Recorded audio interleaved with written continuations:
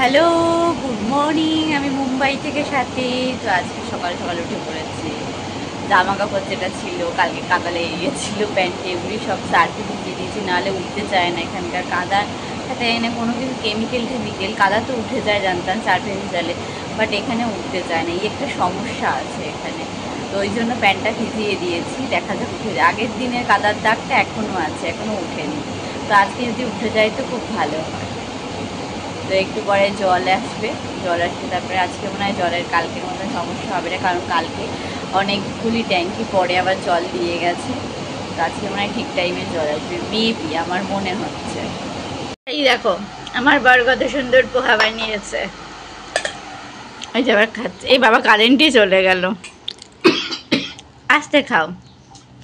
আর চা বানিয়েছি আমি, সাথে পোহা।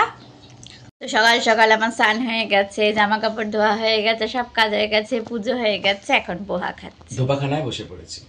কি পিছনে দোপাখানা? ও আচ্ছা, কিচ্ছু করার নেই না, এখন শুকাচ্ছে না, তা কি করবো আমি।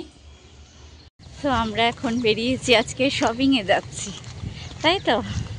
গোলটুও বেরিয়েছে। মোটামুটি আজকে বৃষ্টি নেই, তাই আজকে ছাতাও নিইনি। দেখা যাক, আর সবেমাত্র বাড়িতে বেরিয়েছি, অটো পাচ্ছিলাম না, তো কিছুক্ষণ পরে একটু এগিয়ে গিয়েই আজকে অটো ধরতে হবে, বুঝেছো তো।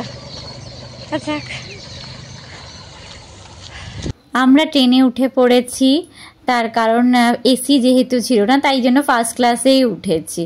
দেখো ফার্স্ট ক্লাসেও কীরকম ভিড়।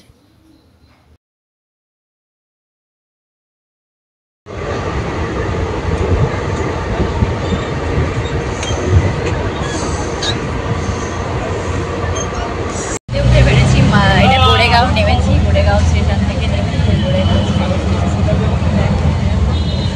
তো নেমে অটোতে উঠে পড়েছি, পাচ্ছিলাম না, তো একজন রাজি হয়েছে, উঠে পড়েছে। এবার আমরা যাবো হচ্ছে ফ্যাশন ফ্যাক্টরিতে। যাবে কি এখন?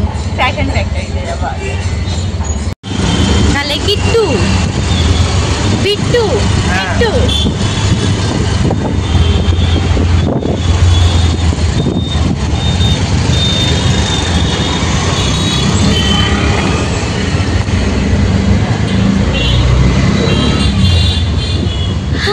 ट्रैफिक तो बहुत है, हर जगह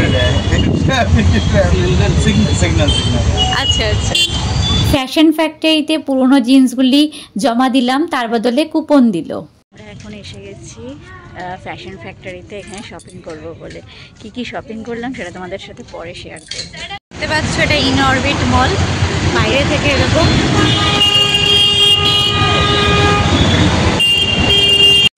ইন অরবিট মল মালাডে, মল মালাডে।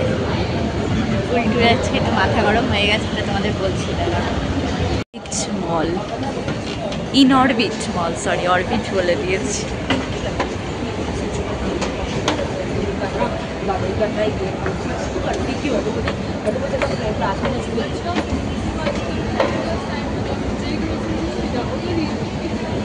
আমরা KFC থেকে অর্ডার করেছি কি, এটা হচ্ছে স্মোকি চিকেন রাইস বল। এটা এমনি চিকেন রাইস বল, তার সাথে উইংস, আর তার সাথে দিয়েছে দুটো পেপসি।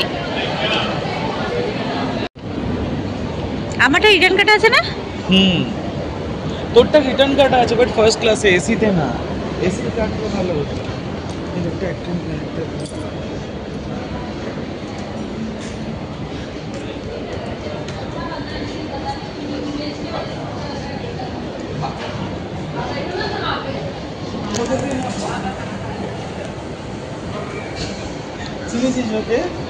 বিষয়টা হচ্ছে এখানে দুটো বাচ্চা ছিল, তাদের আর্থিক পরিস্থিতির জন্য তারা ফুল বেচছে। তো একজনের থেকে ফুল কেনায় আরেকজন কান্নাকাটি জুড়ে দিয়েছিল, তাই আপাতত আমি দুজনের থেকে ফুল কিনে দুজনকেই ফুলটা দিয়ে দিলাম গিফট হিসেবে। তাতে দুজনের আবার ভাবও করিয়ে দিলাম। আর এরকম হয়েই থাকে বাচ্চাদের মধ্যে। এটাই আমি যখন করছিলাম তখন সাথী ক্যাপচার করে নিয়েছে। এখন লোয়ার রশিপাড়া, তাই তো? এটা না, লোয়ার মালাড। প্রথম কথা লোয়ার মালাড। হ্যাঁ, লোয়ার মালাড মেট্রো স্টেশনে আজকে এসেছি। এখান থেকে শপিং মল থেকে আমরা বেরিয়ে গেছি, এখান থেকে এবার বাড়ি যাব। চেহারাগুলো দেখে দেখে বাচ্চা মনে হয় ওদের, ওটাই বাচ্চা না।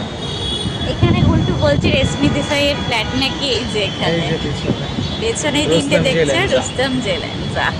এর নাম হচ্ছে রুস্তমজি এলেনজা, ওই বিল্ডিং এ থাকে। এই বিল্ডিং এও কেউ না কেউ থাকে, বাট এখানে আজকে বেশিরভাগই আরেকজনকে টিভি দেখেছি। অ্যাক্টররা থাকে। কোনটায়? ও আচ্ছা, এটা সামনে দেখাচ্ছি দাঁড়া। এই বিল্ডিং গুলোতে মোটামুটি সব টিভি অ্যাক্ট্রেসরা থাকে, অ্যাক্টর অ্যাক্ট্রেস সব থাকে। মেট্রো স্টেশনে হাঁটতে হাঁটতে ঘুরতে ঘুরতে এদিক ওদিক অপেক্ষা করছিলাম মেট্রোর জন্য। অনেকক্ষণই বসেছিলাম, তারপরে আর ভালো লাগছিল না, তাই দাঁড়িয়ে একটু অপেক্ষা করছিলাম কখন ট্রেন আসবে। আবার বলো। আমি গেছিলাম এক্সচেঞ্জে জামা প্যান্ট নিতে, এক্সচেঞ্জ হয়নি। এই যে দুটো প্যান্ট আমি দিয়েছি, সেই দুটো প্যান্ট আমি কোনো গরিবকে দান করতে পারতাম। সেই প্যান্ট দুটোর বিনিময়ে 400 করে 800 পেয়েছি। কিন্তু দুর্ভাগ্যের বিষয়, আমি 400 টাকা পাওয়া সত্ত্বেও শুধুমাত্র 200 টাকাই ব্যবহার করতে পারবো। আর 200 টাকার কী হবে? এই যে অদ্ভুত স্ট্র্যাটেজি, আমি তার প্রতিবাদ করি। আমার প্রতিবাদ করাতে তাদের ড্যাশও ছেড়া যায় না। সো কারণ এখান দিয়ে আটকাবে, ফোনের বিলে মেরে নেবে, এরমভাবে চলছে মারামারি করে। না না, তুমি রাগ করো না, তুমি আমার বুঝছো শোনা, রাগ করো আমি না, তোর উপর রাগ ঠিক আছে? থোড়ি করেছি। না, আমি তো বললাম যে ওটা কিনে নিতে। আর ওর দুটো ছেলের বিয়ে কুপন করেছে আছে। 6000 কোটি টাকা দিয়ে, হ্যাঁ। আমাদের এদিকে টাকা মারছে। তুমি আমায় ভালোবাসো না, তুমি এরকম কেন করছো? তোকে ভালোবাসি, আম্বানিকে তো বাসি না। তুমি এরকম কেন করছো? রেগে যাচ্ছ কেন? রেগো না, রেগো। বলছি এইগুলো বাড়ি গিয়ে এইগুলো আবার ইস্ত্রি করার ব্যবস্থা করিস, কারণ এখন মেট্রো থেকে নেমে ট্রেন ধরবো। না না, ইস্ত্রি করতে আমি ভালো করে ভাঁজ করে তোমার জামা কাপড়ের নিচে রেখে দেবো, তাহলেই দেখবে চাপে ইস্ত্রি হয়ে যাবে, এগুলোর সাথেও। হ্যাঁ, এখন চাপেই ইস্ত্রি হবে বাকিটা। মেট্রো থেকে নেমে আমরা অটোতে উঠে গেছি, এবার যাবো দেখি স্যার।